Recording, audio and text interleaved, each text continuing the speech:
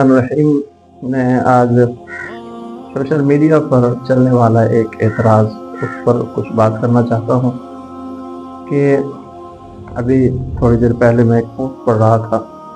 اس میں یہ اعتراض کیا گیا کہ اسلام میں اقربا پروری کی وجہ سے، رشتہ داری کی وجہ سے بعض لوگوں کو فضیلت اور مقام عنایت کرنا ہے. پھر انہوں نے مثال کے طور پر یہی کہا کہ اگر اسلام میں اقربا پروری نہ ہوتی تو آپ صلی اللہ علیہ وسلم اپنے سب سے قریبی دوست کو افضل ترین شخص قرار نہ دیتے. اگر اسلام میں اقربا پروری نہ ہوتی تو آپ صلی اللہ علیہ وسلم جنتی جوانوں کے سردار اپنے نواسوں کو نہ کہتے. اگر اقربا پروری نہ ہوتی اسلام میں تو آپ صلی اللہ علیہ وسلم اپنی بیٹی کو جنتی عورتوں کا سردار نہ کہتے. تو یاد رکھیے کہ اسلام میں اقربا پروری بالکل نہیں ہے. اسلام میں مراتب اور مقام جو ہے وہ تقوی کی بنیاد پر ہے. فضیلت جو ہے وہ تقوی کی بنیاد پر ہے.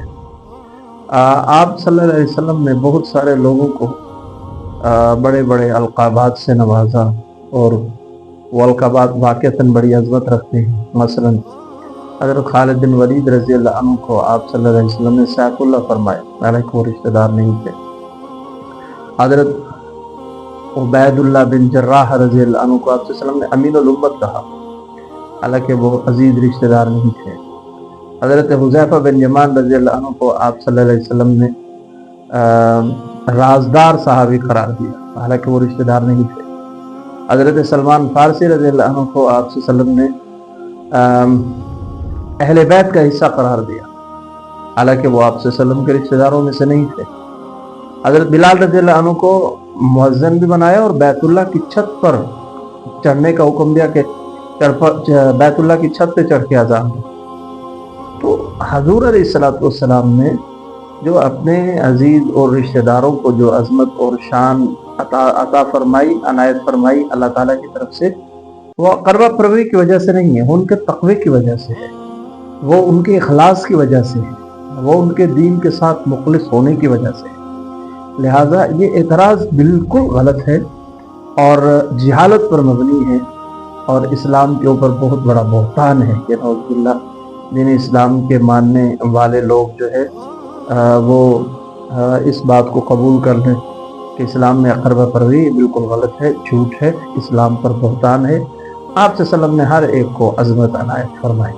جس کی جو قربانی تھی، احد میں اگر بڑی قربانی تھی، حضرت امیر حمزہ رضی اللہ عنہ کے جن کے بدن کے 17 ٹکڑے کیے گئے تھے، آپ صلی اللہ علیہ وسلم نے اسے سید الشہداء فرمایا.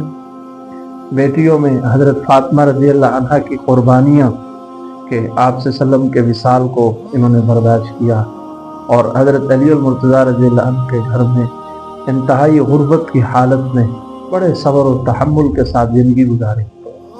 اللہ تعالیٰ نے جنتی عورتوں کے سرداروں میں قرار دیا. گرچہ وہ رشتہ دار تھے لیکن آپ ان کی قربانی بھی دیکھیں، ان کی عظمت بھی دیکھیں. حضرت حسن، حضرت حسین رضی اللہ عنہما کی قربانیاں دیکھیں. کیا کچھ نہیں کیا ان کے ساتھ کوفیوں نے، کیا ظلم نہیں ڈھائے گئے ان کے اوپر، اور کس بے دردی کے ساتھ حضرت حسین رضی اللہ عنہ کا سر قلم کیا گیا، سر تن سے جدا کیا گیا. تو وہ لائق ہی اسی کے تھے کہ ان کو یہ عظمت ملتی. اللہ کے نبی صلی اللہ علیہ وسلم نے حضرت علی کو شیر خدا کہا، اسد اللہ فرمایا، تو وہ لائق تھے اس کے. تو یہ الزام بالکل غلط ہے. اسلام اقربا پروری کی بالکل اجازت نہیں دیتا، بلکہ اسلام تقوی کی بنیاد پر لوگوں کو فضیلت جو ہے وہ دیتا ہے. اللہ تعالیٰ ہمیں اہل بیت سے اور صحابہ کرام سے سچی محبت نصیب فرمائے. وما علینا